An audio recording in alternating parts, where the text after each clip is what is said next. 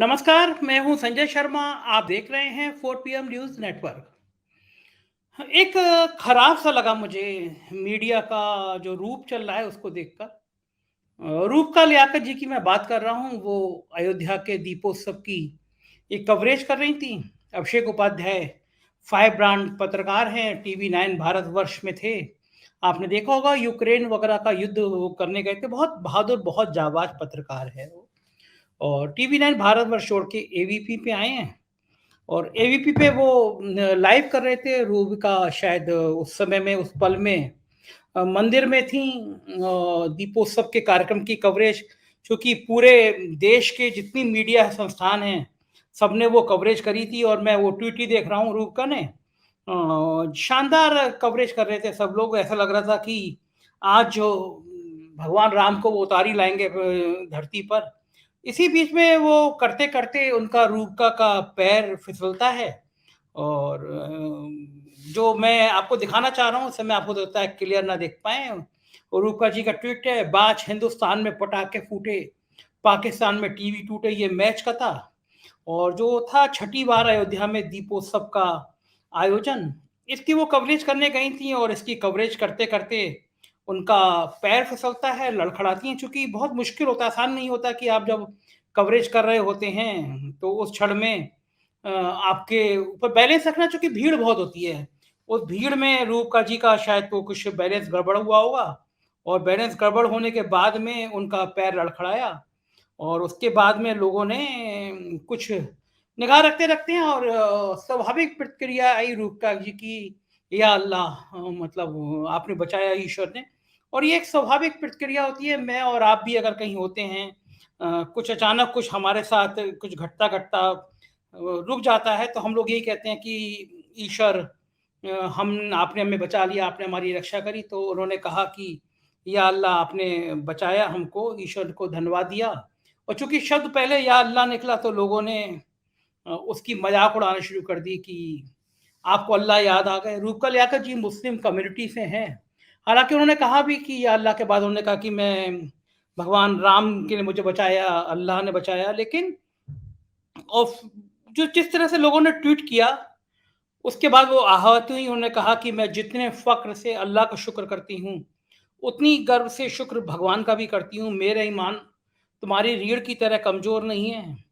और ना मैं अपना अपमान छोड़ूँगी और ना मैं अपनी संस्कृति छोड़ूँगी। ये रूपका लियाकत ने ट्वीट किया। और ट्वीट करके उन्होंने उन ट्रोलर्स को जवाब दिया कि जो लोग लगातार ट्वीट कर रहे थे कि किसी तरह से कि घेरा जाए रूपका लियाकत को। तो उन्होंने उसको जवाब दिया कि भई, ना मैं अपना ईमान छोड़ूँगी और ना मैं अपना अ, मज़हब छोड़ूँगी, लेकिन मैं भगवान राम की भी प्रशंसा करूँगी कि भगवान राम जो हैं उन्होंने हमको बचाया, अल्लाह ने हमें बचाया। ये मेरे हिसाब से कोई ऐसा ट्वीट नहीं था जिस पे आप रूपका को बहुत ज़्यादा ट्रोल करते। लेकिन देखिए, कभी-कभी होता है कि गोदी मीडिया जो है उसका आचरण ऐसा हो गया है कि चाहे अनचाहे वो फिर वो आप उसको ट्रोल करने लगते हैं लोग। क्योंकि अगर आपका दामन थोड़ा-सा दागदार रहा होगा, तो उसपे लोग कहेंगे कि भई, आपने पहले ऐसा क्यों नहीं कहा?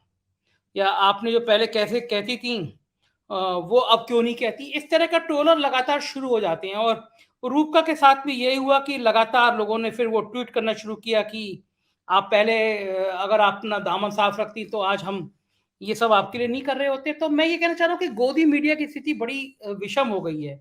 वो अगर कुछ कहें, तो लोग मानने को तैयार नहीं होते। इसलिए तैयार नहीं होते क्योंकि आपने जो पिछला आपने अपना जो आचरण किया होता है, वो आचरण ऐसा होता है कि आप चाहे अनचाहे उसको ट्रोल हो ही जाते हैं। तो रूपका जी ने जो पिछले दिनों शो किए हैं अपने, वो भी सुधीर चौधरी से कम आग लगाऊ शो नहीं थे। मैं व्यक्तिगत आलोचना नहीं करना चाह रहा था इस समय, क्योंकि फिर रूपका जी को भी बहुत ज़्यादा सफाई देनी पड़ गई। और वो बड़ी कन्फ्यूज़ थीं कि वो जो है करें क्या? वो भगवान राम की बात करें, अल्लाह की बात करें। और स्वाभाविक प्रतिक्रिया थी। देखिए, बचपन से वो जब पैदा हुई होंगी तब से एक मज़हब में आई हैं, तो वो ज़ाहिर बात है कुछ बड़ा उत्सव होगा तो कहेंगे कहेंगे कि अल्लाह का शुक्र है अल्लाह की दुआएँ हैं। तो ये स्वाभाविक बात है। हम हिंदू हैं तो हम कहेंगे भगवान की कृपा है। तो हर व्यक्ति जो है अपने मज़हब की बात करता है। तो ये बनावटी नहीं होती, क्योंकि बनावटी चीज़ें अलग से दिख जाती हैं।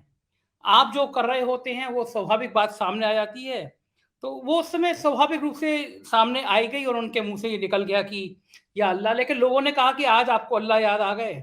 अब तक तो आप अयोध्या में जाके भगवान राम की स्तुति गान करने में लग जाती थी और कस के उनको लोगों ने ट्रोल करना शुरू कर दिया। रूपका जी के जो शो थे उसका उदाहरण दिया लोगों ने। पूछा पूछा कि बिल्किस बानो पे आपने कितने शो किए बता दीजिए, हम लोग वो देख लें।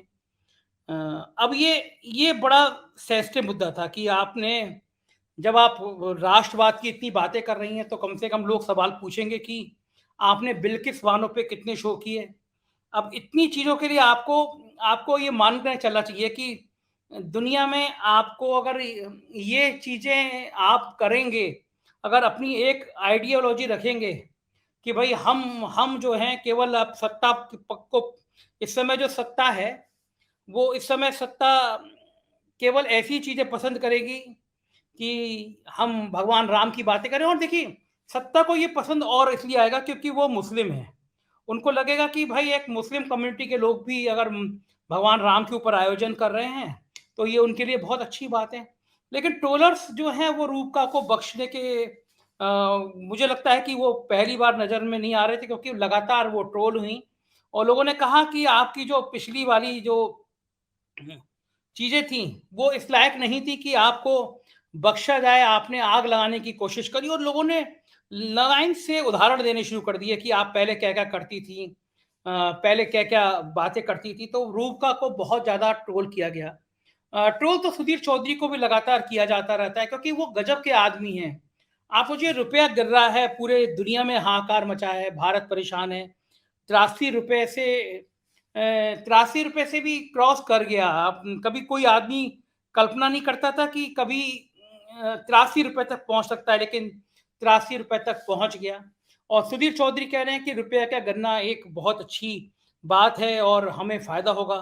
तो इस तरह के जब आप लोग बातें करेंगे तो ज़ाहिर है गोदी मीडिया पे सवाल खड़े होंगे। और रूपका ने भी ये गलती करी। रूपका लगातार जो है वो ट्रोलर के निशाने पे इसलिए नहीं है क्योंकि वो उन्होंने भी अपनी पत्रकारिता में सत्ता की चमचागिरी करने में कोई कसर छोड़ी नहीं। वो लगातार एक के बाद एक ऐसे ट्वीट करती हैं, लगातार सत्ता के पक्ष में ऐसे बयान करती हैं। तो कई बार उनके साथ ऐसा हुआ है कि वो ट्रोल हुई हैं और आज उनके मुँह से अल्लाह का निकला कि लोगों ने उनको ये मानने से इनकार कर दिया कि भाई आप मुस्लिम कम्युनिटी से आते हैं, बल्कि लोग मज़ाक उड़ा रहे थे। तो मुझे तो नहीं अच्छा लगा कि भाई अगर एक ये सहज प्रतिक्रिया, आप गिर पड़े, लड़खड़ा गए और उस क्षण में आपने अगर भगवान को याद कर लिया, तो उनसे ये कह देना कि भाई अब आपको अल्लाह याद आ गए। तो ये खराब है। लेकिन आपने अगर शुरू में अपना बैकग्राउंड ऐसा किया है, आपकी अपनी परवरिश ऐसी है, तो ज़ाहिर है कि फिर आप ऐसे ट्रोल होंगे। तो रूपा आज बहुत परेशान होंगी और उसके बाद में जिस तरह से ट्रोल आर्मी ने उनको ट्रोल किया एक के बाद एक, वो उसके बाद रूपका को सफाई देनी पड़ गई। और ये परेशानी भरे क्षण होते हैं कि जब आप पे लगातार हमले होने लगे और आपको भी लगे कि भाई अब मैं करूं क्या। तो कुछ कुछ फोटोग्राफ रूपका के थे पहले केदारनाथ धाम में, उन्होंने त्रिशूल के सामने खड़े होकर नंदी के गले लगाते हुए फोटो। कुछ ज्यादा हो गया था। मेरे कहने का मतलब ये है कि ठीक है कि मुस्लिम कम्युनिटी के लोग हिंदू मान्यताओं की पूजा करें, हिंदू कम्युनिटी के लोग मुस्लिम मान्यताओं की पूजा करें, बहुत अच्छी बात है। ये तो यही भाईचारा तो रूपका को दिखाना चाहिए। उनको कहना चाहिए धर्म यही है। अगर आप कटमुल्लों पे बात करते हैं, आप मुल्लाओं पे रूपका बहुत चिल्लाती है, तो उन्हें फिर वो जो आशाराम जैसे भेड़िए हैं, तो उनको भी चित्रण करना चाहिए कि देश के बड़े-बड़े मंत्री, प्रधानमंत्री जी सब कैसे आशाराम के चरणों में लौट जाते थे। फिर उन्हें राम रहीम पे भी शो करना चाहिए कि एक गुंडे को, एक बलात्कारी को केवल चुनाव के लिए कैसे छोड़ दिया जाता है। किस तरह उसको, भेड़िए को जंगल में, एक तरह से आदमियों के जंगल में छोड़ दिया जाता है शिकार करने के लिए। इस तरह के भी शो करने चाहिए उनको। और मैं हमेशा कहता हूँ, देखिए आप सत्ता की जब चाकरी करते हैं ना, तो बहुत खतरा उठाते हैं। क्योंकि आप सत्ता की चाकरी में ये भूल जाते हैं कि आपकी लाइन कहाँ खत्म होती है, आपकी मर्यादा कहाँ खत्म होती है। सत्ता की चाकरी में आप बहुत आगे बढ़ जाते हैं। उसका नुकसान रूबिका को उठाना, रूबिका जैसे किसी को भी उठाना पड़ सकता है। जो उन्होंने आज उठाया और बहुत ट्रोल हुई वो। तो क्या विडंबना है देखिए। आप परेशानी के वक़्त में अचानक सदमा आया और आपने ईश्वर का नाम लिया तो लोग आपकी मज़ाक उड़ाने लगे। तो ये विश्वसनीयता का सवाल है कि अगर आपकी विश्वसनीयता वास्तव में राम और अल्लाह पे बराबर रही होती तो कोई फ़र्क नहीं। और देखिए आज आपके मुँह से निकल गया कि अल्लाह ने बचा लिया, भगवान राम ने बचा लिया। तो ये बात आप समझाइए ना लोगों को। रूपका जी को समझाना चाहिए कि भई अल्लाह और राम दोनों एक हैं। यीशु हो या गुरु नानक सब एक हैं। ये सारी ताकत एक परमपिता परमेश्वर एक है। कोई फ़र्क नहीं करता संजय शर्मा में और रहमान में, संजय शर्मा में और रहीम में। सबका खून भगवान ने अलग-अलग काला, पीला, नीला नहीं बनाया, सबका खून लाल है। तो अगर ये भाव आप समझाने लगो अपने टीवी चैनल पे बैठ के, तो कई की दुकान बंद हो जाएँगी। लेकिन आप टीवी चैनल पे बैठ के जो खेल करती हो, वो जनता को समझ में आता है। वो जनता को समझ में आता है, जनता रिएक्ट करती है, फिर आपको बताती है कि आप करने क्या जा रहे हो। तो आज रूपका जी इस बताने के चक्कर में ट्रोल हुई और बहुत बुरी तरह ट्रोल हुई। अ, मुझे लगता है कि शायद गोदी मीडिया के चैनल को समझ में आ जाए कि अब देश का जनमानस समझने लगा है कि खेल हो क्या रहा है और खेल हो रहा है तो फिर पत्ते तो पिटेंगे ही। हम बताते रहेंगे हकीकत राजनीति की, मीडिया की। आप देखते रहिए 4 पीएम न्यूज़ नेटवर्क। यही चैनल है जो सच बोलेगा और आपको दिखाएगा। Thank you.